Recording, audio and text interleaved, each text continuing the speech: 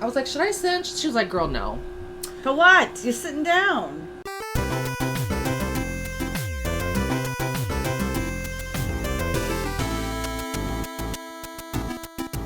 Hello, everybody. Welcome back. We need to move that. Move what? You need to move the you. Camera. You need to move you, Miss Thing. Crimson Kitty is living their femme fatale fantasy over I'm here. Espion. Hello. Welcome, everybody. Our mic is on. Right. So we just got finished hosting Pastel War Online. Yes, it was really cute. It was really enjoyable. Hi, Plant. Hi, Sheena. Hi, Casta. Hi, Hedonistic Electrico. Hey, everyone. Welcome. Thank you all so much for who came in on the raid. Yes, thank you. And y'all, welcome to the very first. Shows are over, so I'm comfortable. I know, the shows are, yeah. Welcome to the very first taping of Nerd Alert Season 2. Look how, like, you know what the nerd, like, the thing is? The nerdiest thing is how tall you are to me. Like, I look right, like... now that your wig is off, it looks even more crazy. Even when the show, I was, like, hosting, and I would look over here, and I'm like, why are you so tall? Those are over. That's my actual hair. It's, like, lavender. It's just like Espion. I have Espion that I got. And you just got Umbreon as well. Yeah, let me show you. Hi. There we go. I got Espion. And she has Luna over here. Yep, and then... Tarot cards on this side. I can't do... Oh, here we go. There we go. No, we can see it. I know. Can see it. So and then the rest of this is going to be dedicated to Sailor Saturn. I know I'd mentioned it in the chat before, but now you actually get to physically see it. So. Well, and that brings us to the topic of our first... first video. But before we get to that, the history of Nerd Alert, for those of you that don't know, it started off as a collaboration between myself and Cash Monet. Cash Monet was doing Trish TV, a whole YouTube channel, and it was a whole big thing. It evolved basically from a calendar and like a sort of like a content creating collective into Trish TV, which became a like YouTube channel. So I have my show was called Nerd Alert.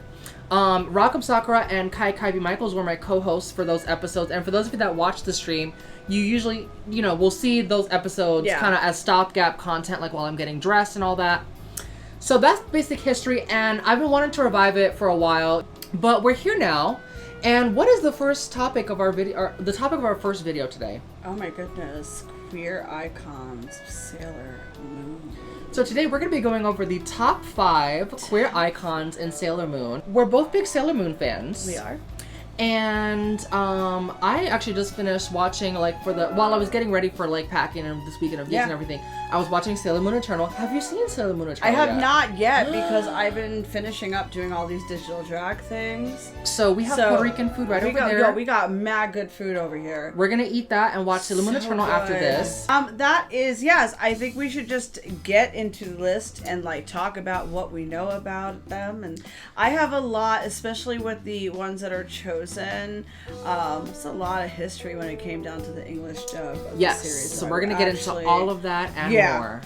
And little fun facts, too. Number 5 is Kunzite and Zoisite. I love them so much. I absolutely love them. Like, they turn me on. Here's they really the thing. do. Like, I mean, canonically in the Japanese show, they are portrayed as gay lovers. Like, villains can be gay lovers too. Yeah. Like, there's no rule against it. But when Deke Entertainment took over and finally acquired the rights, they changed, I believe it was Zoisite, into a girl. Yeah.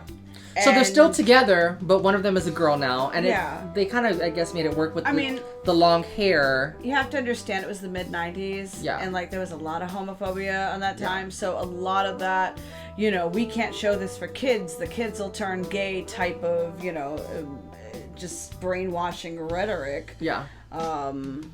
Just kind of got pulled into the show. And I just find it interesting how... and especially for effeminate words.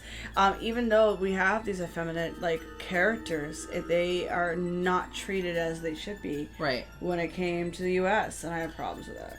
I love that they kind of have, like, a daddy boy thing. Like, the scenes that they're in together. Zoisite is, like... just on his bosom, and Kunzite is just, like, gently caressing him. Yeah. Honestly, relationship goals, and, like, I just love it. They're just so hot. Yeah. Like, I want to see that. I want to see that hentai. I mean, fan fiction exists for a reason, and we are here for it, but it's just iconic.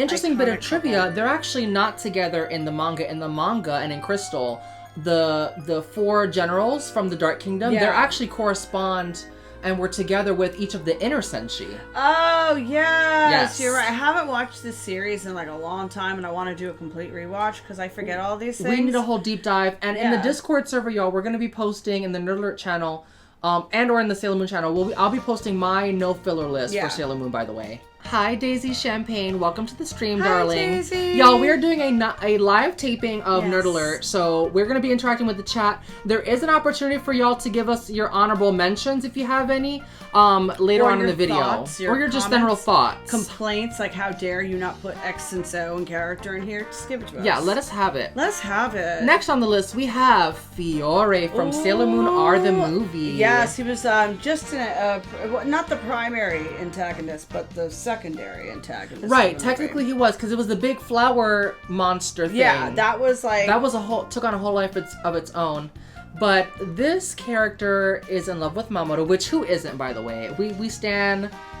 Oh, he's just so gorgeous to me. Like, that's such my type, he's though. He's useless. He's always. Well, this is true. He is useless. So Fiore knew Mamoru when they were kids, and they had a whole history.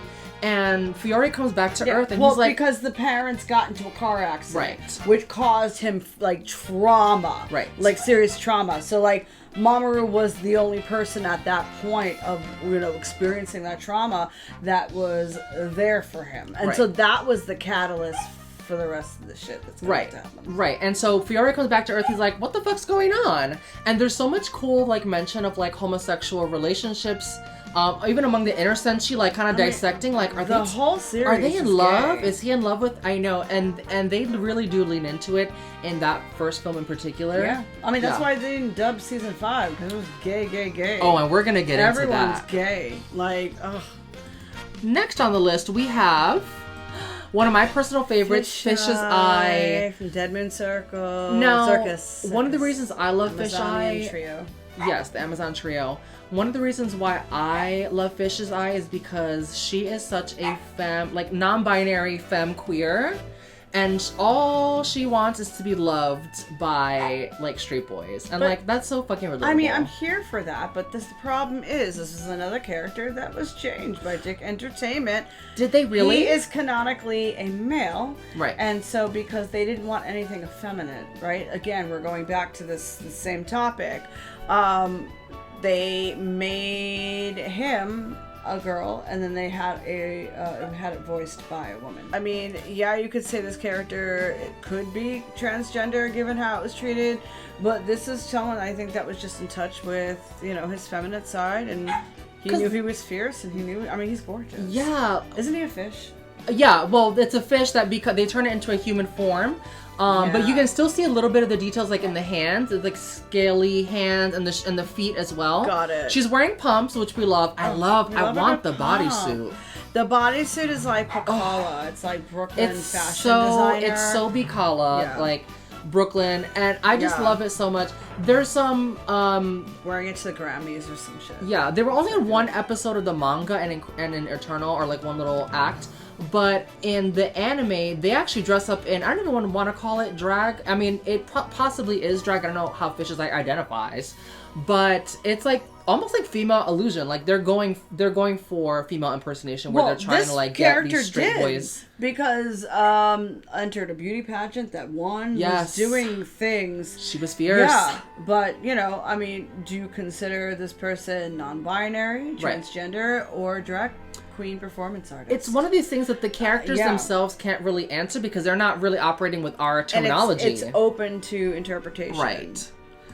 In our number 2 spot, we have the Sailor Starlights. Now, you were saying before that the last season of the original anime was just completely nixed. I forget the name of the one in black. That one is a lesbian. The one on the left there? No, the one in the middle.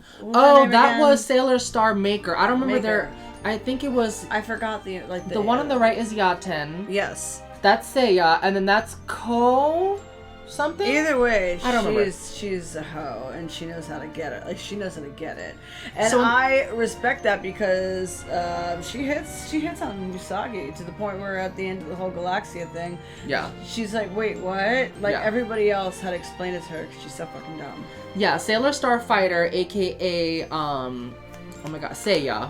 They're the one that really hits on Usagi. Now in the manga, these are women because it's explained that only women can be Sailor Guardian. So that's why like Tuxedo Mask, even though he's technically Sailor Earth, he's not a Sailor Guardian. Well, yeah. So in the manga, they're girls disguised as boys. But in the original, the 90s anime, they literally transform from male to female. Like you see the titties like perk up. Yep. The hips become different. Yep. And it just raises one of these questions like, what the fuck is going on? Like, literally that. Like, Seiya will flirt with Usagi in or out of like Sailor Guardian drag. They don't care. And so like you could say that like, I don't know, it begs the question very like top energy. When they're like still dom top energy. Dom top energy. And it's at a time when Usagi is really emotionally vulnerable because Mamoru's not in the picture. Exactly. He's kind of been missing. So it creates this whole like sexual tension almost, especially because it's the last arc. It's a little bit more mature. Yeah. It really gets steamy. Doesn't she hit on Neptune? Fucking Uranus gets jealous and shit. Yes. There's a whole scene. That was one of the clips that I We're going to get it.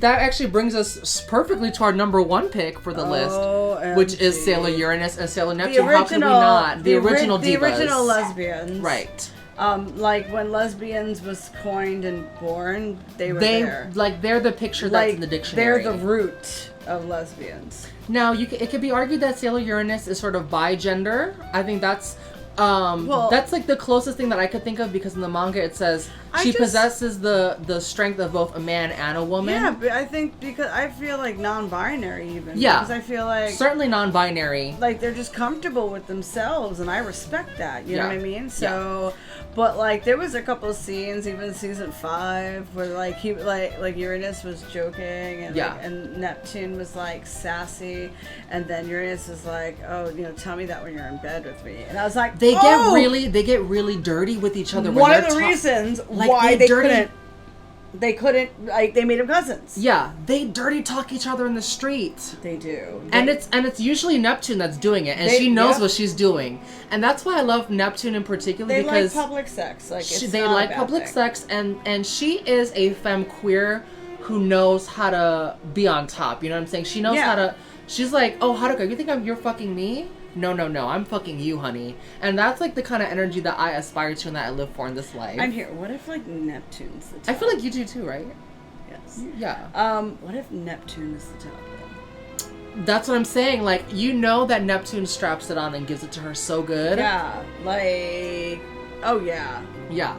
Oh yeah. So we love them. There's a funny scene we were just mentioning where Sailor Star Fighter starts hitting on Neptune, and then Haruka gets jealous. Oh, and it's usually the reverse, where Uranus is trying to get Neptune kind of jealous. But yeah, they were turned into cousins in the original anime. We don't live for that storyline. Basically, what you're saying is, in order to be gay, there has to be incest. Yeah. Like no. Yeah. It was not. That is. It doesn't seem right. It doesn't it doesn't jive with me. Are there any other like minor characters you can think of as like honorable mention for this list? Green Barrel could be bi. Well, I've also thought, there are those characters that maybe could be queer. I've thought of Mars as kind of being queer. Oh, totally. Jupiter. Jupiter. And Mars is one of the ones that's never really thinking about a boyfriend. Yep. Like, Jupiter and Venus are so boy crazy. Like, whereas Mercury and Mars don't as much. So it makes you kind of wonder. Yeah. Jupiter, right, Ginger? Food for thought. Yeah.